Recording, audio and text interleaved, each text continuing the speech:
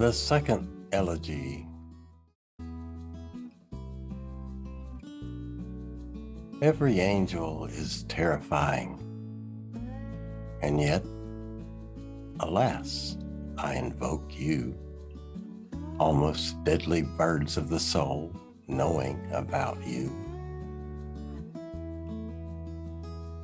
Where are the days of Tobias, when one of you, veiling his radiance, stood at the front door, slightly disguised for the journey, no longer appalling, a young man like the one who curiously peeked through the window? But if the archangel now, perilous, from behind the stars, took even one step down toward us, our own heart, beating higher and higher, would beat us to death. Who are you? Early successes, creations, pampered favorites, mountain ranges, peaks growing red in the dawn of all beginning, pollen of the flowering Godhead, joints of pure light, corridors, stairways, thrones, spaced form from essence, shields made of ecstasy, storms of emotion whirled into rapture, and suddenly alone, mirrors which scoop up the beauty that has streamed from their face and gather it back into themselves entire. But we, when moved by deep feeling, evaporate. We breathe ourselves out and away. From moment to moment, our emotion grows fainter, like a perfume. Though someone may tell us, yes, you've entered my bloodstream, the room, the whole springtime is filled with you. What does it matter? He can't contain us. We vanish inside him and around him. And those who are beautiful, oh, who can retain them?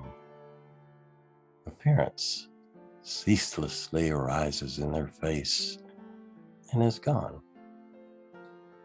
Like the dew from the morning grass, what is ours floats into the air like steam from a dish of hot food.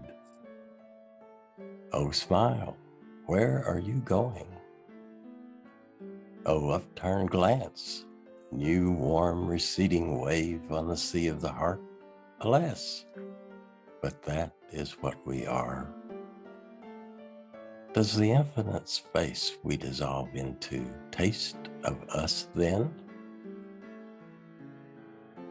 Do the angels really reabsorb only the radiance that streamed out from themselves? Or sometimes, as if by oversight, is there a trace of our essence in it as well? Are we mixed in with their features even as slightly as that vague look in the faces of pregnant women? They do not notice it. How could they notice in their swirling return to themselves? Lovers, if they knew how, might utter strange, marvelous words in the night air, for it seems that everything hides us. Look, trees do exist, the houses that we live in still stand.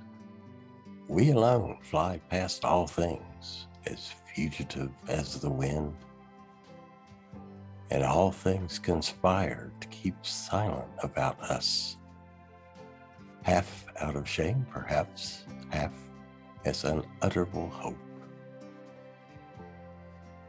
Lovers gratified in each other, I am asking you about us. You hold each other. Where is your proof? Look, sometimes I find my hands have become aware of each other, or that my time-worn face shelters itself inside them, That gives me a slight sensation. But who would dare to exist just for that? You, though, who in the other's passion grow until, overwhelmed, he begs you no more. You who beneath his hands swell with abundance like autumn grapes. You who may disappear because the other has wholly emerged.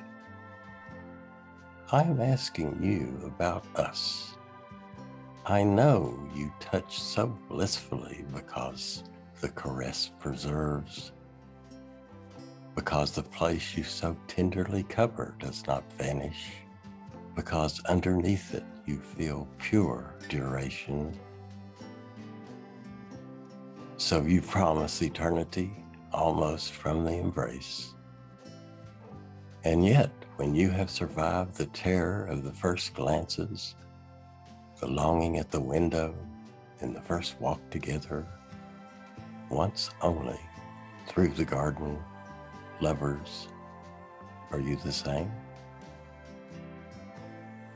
When you lift yourselves up to each other's mouth and your lips join, drink against drink, oh, how strangely each drinker seeps away from his action.